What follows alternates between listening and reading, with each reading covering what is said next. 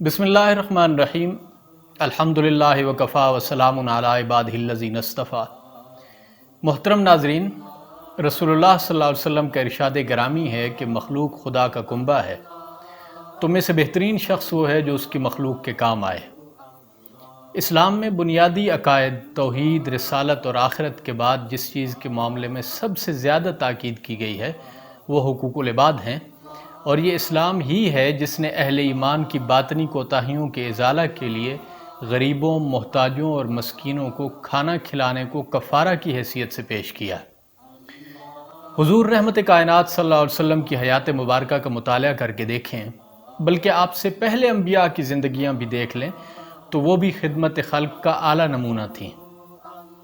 مثال کے طور پر حضرت خضر اور موسیٰ علیہ السلام کا یتیم بچوں کی گرتی ہوئی دیواروں کی مرمت بلا معاوضہ کر دینا، یا موسیٰ علیہ السلام کا 2 کمزور بچیوں کی بکریوں کو پانی پلانا، یوسف علیہ السلام کا لوگوں کو قحط کی سختی سے بچانے کے لیے غلہ کو محفوظ کرنے اور اسے لوگوں تک پہنچانے کی منصوبہ بندی کرنا، نوح علیہ السلام کا اہل ایمان کو بچانے کے لیے لکڑی کی بہت بڑی کشتی تیار کرنا، لوط علیہ السلام کا اجنبیوں کو اپنے شہر کے لوگوں کی گھٹیا حرکتوں سے محفوظ رکھنے کی تدبیریں کرنا، نبی کریم صلی اللہ علیہ وسلم کا لوگوں کو ظلم سے بچانے کے لیے حلف الفضول کے معاہدے میں شمولیت اختیار فرمانا، اپنی لخت جگر کی ضروریات کو نظر انداز کر کے اصحاب صفہ کی ضروریات کا خیال کرنا۔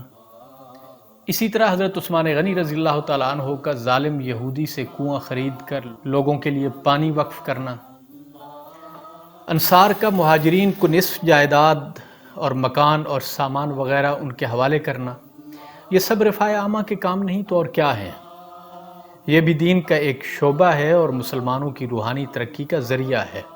صوفیاء نے انبیاء کرام کی سنت کو زندہ رکھا، چنانچہ ان کی تاریخ بھی محتاجوں، مسکینوں کی داد رسی، یتیموں سے ہمدردی، پریشان حال لوگوں کی مدد اور ایثار و قربانی کے حیرت انگیز واقعات سے بھری پڑی ہے، اور ان مثالوں سے کسی سلسلہ طریقت اور خانوادہ تصوف کی تاریخ خالی نہیں ہے۔ حضرت نظام الدین اولیاء رحمۃ اللہ علیہ کو ان کے مرشد حضرت بابا فرید نے دلی کی طرف روانہ کرتے ہوئے فرمایا تھا کہ تم ایک سایہ دار درخت بنو گے جس کے سایہ میں مخلوق خدا آرام کرے گی۔ تاریخ گواہ ہے کہ مشائخ طریقت کا معاملہ ہر کہیں ایسا ہی رہا ہے۔ بھولے بھٹکے قافلے اور مسافر ان کی گھنی چھاؤں میں آرام و سکون پاتے تھے، اور ان مشائخ طریقت کا ظرف کس قدر وسیع تھا آپ اندازہ کیجئے۔ مجھے ایک دفعہ یہاں ایک آدمی ملا، اپنے علاقے کا ہی تھا، کہنے لگا کہ آپ کے بابا جی حضرت علی یار خان رحمۃ اللہ علیہ کا ہمارے خاندان پر بہت بڑا احسان ہے۔ کہنے لگا ہماری مالی حالت بہت خراب تھی، ہم مقروض بھی تھے اور گھر میں نوبت فاقوں تک پہنچ چکی تھی۔ میرے والد صاحب نے حضرت جی کے پاس جا کر ساری صورتحال بیان کی تو آپ نے نہ صرف ہمارے گھر کے لیے سودا سلف کا انتظام کیا، بلکہ جو قرض ہم نے دینا تھا اس کی ادائیگی کا ذمہ بھی لیا، اور اس کے بعد فرمایا کہ ہماری فلاں جگہ پر جو زمین ہے وہاں کھیتی باڑی کرو اور اپنے بچوں کا پیٹ پالو، جب ہل چلانا ہو تو آ کر بیج وغیرہ کے لیے پیسے بھی لے جانا۔ اسی طرح حضرت شیخ عبد القادر جیلانی رحمۃ اللہ علیہ فرمایا کرتے تھے کہ اگر ساری دنیا کی دولت میرے قبضہ میں ہو تو میں اس سے بھوکے مسکینوں کو کھانا کھلا دوں۔ فرماتے تھے ایسا معلوم ہوتا ہے کہ میری ہتھیلی میں سوراخ ہے، کوئی چیز اس میں ٹھہرتی ہی نہیں ہے، اگر 1000 دینار بھی میرے پاس آئیں تو رات گزرنے نہ پائے کہ تقسیم کر دوں۔ یہ معاملہ تو مخلوق خدا کے ساتھ تھا، جبکہ اپنی ذات کے معاملہ میں یہ ہستیاں استغنا اور بے نیازی کا پیکر تھیں۔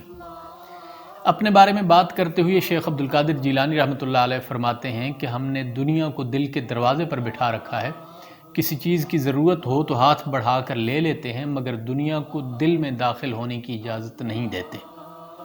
دنیا ہمارے نزدیک ذلیل اور حقیر ہے، ہم اس کے بال کھینچتے ہیں، اس کے کپڑے پھاڑتے ہیں، اس کا منہ نوچ لیتے ہیں اور اسے ذلیل کر کے اس سے جبراً اپنا حصہ وصول کرتے اور آخرت کے کاموں میں لگے رہتے ہیں۔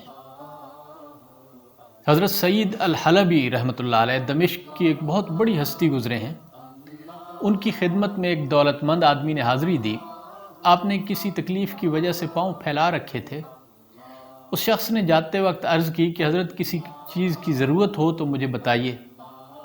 آپ نے مسکراتے ہوئے فرمایا کہ جو پاؤں پھیلاتا ہے وہ ہاتھ نہیں پھیلاتا۔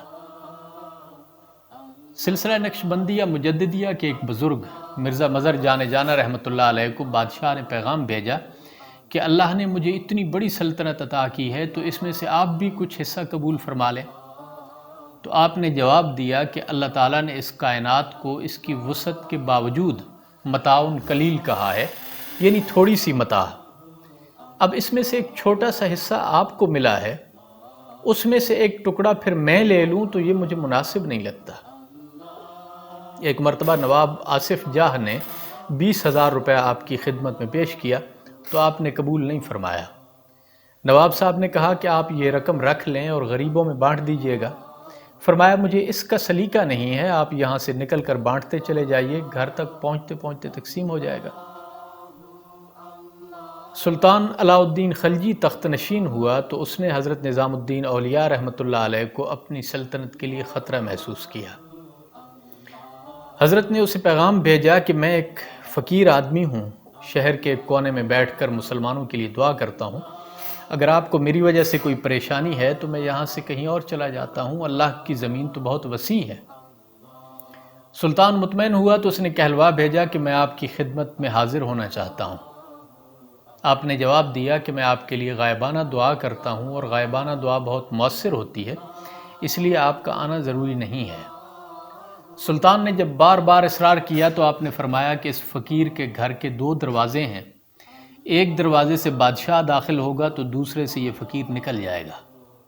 حضرت بابا فرید رحمۃ اللہ علیہ کا واقعہ ہے، آپ کے سامنے کھانا رکھا گیا، آپ کی خوراک تو نہایت سادہ ہوا کرتی تھی، آپ نے کھانے کی طرف ہاتھ بڑھایا اور پھر ہاتھ روک کر فرمانے لگے کہ آج کھانے میں کچھ ایسا ہے کہ اسے کھانے کو دل نہیں کر رہا۔ تب آپ کو بتایا گیا کہ نمک ختم ہو گیا تھا تو پڑوسی سے ادھار نمک مانگ کر سالن میں ڈالا گیا۔ آپ نے فرمایا کہ ایک فقیر کے لیے یہ مناسب نہیں کہ اپنی خواہشات کے لیے کسی کا مقروض ہو جائے۔ میں ایک چٹکی نمک کے لیے اپنا نام فقراء کی فہرست سے نکلوانا نہیں چاہتا، یہ سالن کسی غریب کو دے دیا جائے۔ تاریخ فرشتہ میں ایک واقعہ لکھا ہے کہ سلطان محمود غزنوی ایک مہم کے سلسلہ میں خراسان گیا تو وہاں کے مشہور بزرگ شیخ ابو الحسن خرقانی رحمۃ اللہ علیہ کو پیغام بھیجا کہ میں آپ سے ملاقات کا خواہش مند ہوں، آپ میرے پاس تشریف لے آئیے۔ حضرت شیخ نے آنے سے معذرت کی تو سلطان محمود غزنوی نے خود حاضر ہونے کا پروگرام بنایا، مگر وہ اس طرح کہ ایاز کو اپنا شاہی لباس پہنایا اور خود ایاز کا لباس پہن کر خانقاہ جا پہنچا۔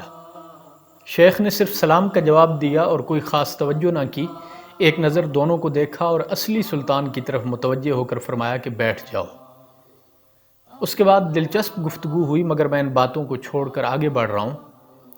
سلطان محمود جب رخصت ہونے لگا تو اس نے اشرفیوں کی ایک تھیلی نظر کی تو بدلے میں شیخ نے جو کی روٹی کا ایک ٹکڑا پکڑا دیا اور فرمایا اسے کھاؤ۔ سلطان نے کھایا تو وہ حلق میں پھنس گیا۔ شیخ نے پوچھا کیوں، کیا ہوا؟ سلطان نے کہا ٹکڑا گلے میں اٹک گیا ہے۔ فرمایا تمہاری یہ اشرفیاں بھی اسی طرح میرے گلے میں اٹک کر رہ جائیں گی، یہ تھیلی اٹھا لو۔ سلطان نے کہا یادگار کے طور پر کچھ عنایت فرمائیے۔ آپ نے اپنا جبہ عنایت فرمایا۔ جب سلطان جانے لگا تو آپ نے کھڑے ہو کر رخصت کیا۔ سلطان محمود نے کہا کہ جب میں آیا تھا تب آپ نے ذرا اہمیت نہ دی اور اب اتنی عزت کے ساتھ رخصت فرما رہے ہیں۔ فرمایا جب تم آئے تھے تو تمہارے اندر سلطنت کا غرور تھا، اب درویشانہ انکسار نظر آ رہا ہے۔ 8ویں صدی ہجری میں ایک عظیم صوفی بزرگ شیخ شرف الدین یحییٰ منجری رحمۃ اللہ علیہ گزرے ہیں۔ ان کے مکتوبات بہت زیادہ مشہور ہیں۔ یوں تو میری نظر سے بہت سی علمی اور ادبی شخصیات کے مکتوبات گزرے، مگر جو الفاظ کا چناؤ، تحریر کی شگفتگی، قوت بیان، تحریر کی قوت اور بے ساختگی ان کے مکتوبات میں پائی جاتی ہے، وہ اور کہیں دیکھنے کو نہیں ملی۔ سلطان محمد تغلق نے آپ کی بزرگی کی شہرت سنی تو ایک فرمان جاری کیا کہ آپ کے لیے خانقاہ اور مسجد تعمیر کی جائے اور اس کے اخراجات کے لیے ایک وسیع جاگیر آپ کے حوالے کی جائے، اور اگر آپ انکار کریں تو بھی آپ کو مجبور کیا جائے۔ چنانچہ خانقاہ اور مسجد تعمیر ہوئی اور آپ کو سلطان کی طرف سے بھیجے گئے ایک خاص مصلے پر بیٹھنے کو کہا گیا تو آپ نے فرمایا تم لوگوں نے مجھے مصلی کے لائق سمجھ لیا، حالانکہ میں تو خود کو اسلام کے لائق بھی نہیں سمجھتا۔ آپ کی وجہ سے اسلام کی روشنی بہت دور دور تک پھیلی، مگر آپ جاگیر کو ہمیشہ بوجھ ہی سمجھتے رہے۔ جب سلطان محمد تغلق کی وفات ہوئی اور فیروز شاہ تغلق تخت نشین ہوا تو آپ دلی تشریف لے گئے۔ بادشاہ کے درباریوں نے سمجھا کہ شاید حضرت جاگیر میں اضافہ چاہتے ہیں۔ فیروز شاہ تغلق نے سنا تو اس نے کہا کہ حضرت کا یہاں آنا میری خوش نصیبی ہے، اگر انہوں نے بہار کا سارا علاقہ بھی مانگ لیا تو میں انکار نہیں کروں گا، لیکن جب آپ پہنچے تو فرمایا ایک درخواست ہے، اگر قبولیت کا وعدہ ہو تو عرض کرتا ہوں۔ سلطان نے خوشی سے وعدہ کیا تو آپ نے جاگیر کی سند آستین سے نکال کر سلطان کے ہاتھ میں دے دی اور فرمایا اللہ کے لیے اس کو واپس لے لیں، یہ میرے کام کی چیز نہیں۔ سلطان اور اس کے وزراء ششدر رہ گئے۔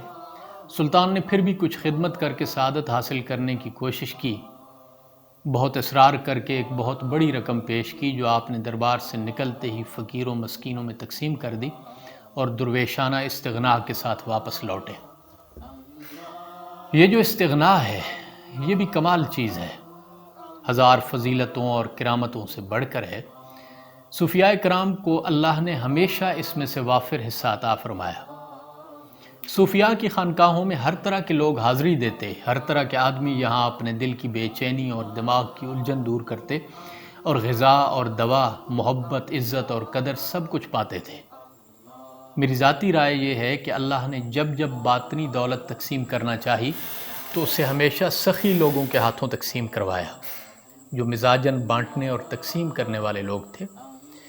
اور یہ بات بھی یاد رکھیے گا، میں پورے یقین کے ساتھ کہہ رہا ہوں کہ جو شخص دنیاوی دولت کے معاملے میں بخیل ہو، اللہ کبھی بھی باطنی دولت اس کے ہاتھوں تقسیم نہیں کرواتا۔ وما علینا الا البلاغ۔